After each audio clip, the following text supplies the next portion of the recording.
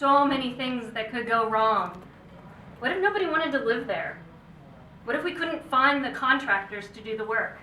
What if it fell over that silly hillside? I'm a realist verging on a pessimist, and I could see all the scenarios where we would fail. I was also thinking of me in a really selfish way. I had just spent time getting my perfect house there, and I liked hanging out in the evenings, sitting on my deck, looking at Phipps Conservatory and the view of Shenley Park. I didn't want to spend my time stripping paint or pounding nails. But you know, Jeff can be pretty persuasive. And after many discussions about different scenarios and a big dig into our finances, we decided to do it. We bought the house so that we could turn it back into a single-family dwelling and sell it to a wonderful person or a family that wanted to make Oakland their home just as much as we did. It was the spring of 2006. So we bought the house and we went about getting to work.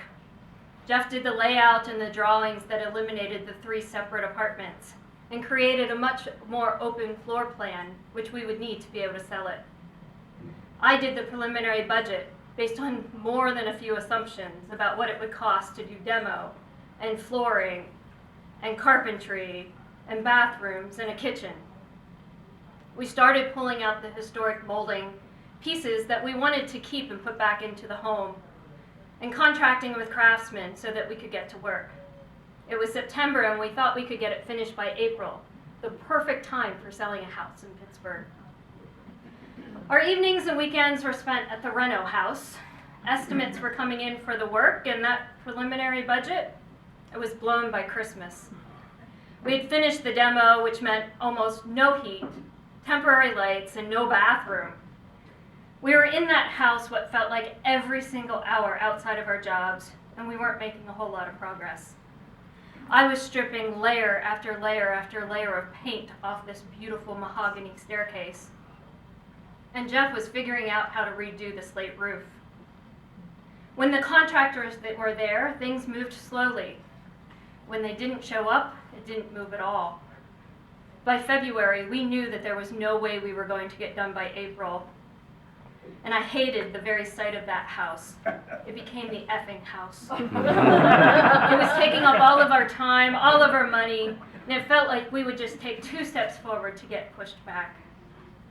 At the same time we were doing all this work, I also started to pay attention to what was happening in the broader economy. I started to hear words like recession and housing crisis. It was the spring of 2007, and on my way to work, I started hearing those words every day, and I started to get nervous. We had 2 mortgages and only 1 livable house. If we didn't get something on the market by May, we could get stuck with a liability that we just couldn't cover. With all this circling in my head, my dream house, the effing house, the crisis, we had to look at our options. We could just cross our fingers that everything would work out, but that's not really me. We could try the reno house, selling it for less money, or we could put my house on the market, and should it sell, move in to that effing house. After looking at the pros and cons and setting my emotions aside, we put our house on the market in May. It sold in less than 2 weeks. I was then faced with reality that that effing house was going to be my home. I might have been able to set my emotions aside to make the decision to sell my home, but they didn't stay away long. For the weeks that we had between closing and moving, all I could think about was how perfect my current house was for me. I was angry. I was angry at the world. I was angry at Jeff. I was angry at myself. But even then, I was so grateful that it looked like we were going to get out of this unscathed. By that July, the work was finished and we had a beautiful new home. But it was too big. The yard was a mess. The porch was ugly. And we had no fence for the new puppy. I hated it. But then I take a few deep breaths and maybe a few glasses of wine and a couple martinis and figured out how to make it work. We redid the already new kitchen, which was one of my conditions for moving there. We changed the paint colors from the plain white that's so good for selling a house to the muted greens and grays that were soothing to me. And over the years, we fixed the porch and the yard, and we did add that fence for the dog. That was over 10 years ago now.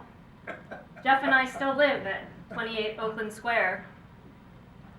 I can still see that dream house that I had from my back deck. We still care about the place that we live. And in those years, we've won lots of battles, and we've lost some as well. Houses that have turned back into rentals, front yard parking, code enforcement, lots of things that have happened in our neighborhood. It isn't always an easy place to live. I have friends that ask me, why don't you move somewhere where you don't have to have battles to live there? But when somebody asks me that, I tell them it's because Oakland Square is awesome. Because the people who live there, who really live there, have this strange emotional connection to the place. And they're willing to fight for it. Because it's a place where an effing house can turn into a respite, and you can have at least 2 dream homes in a lifetime.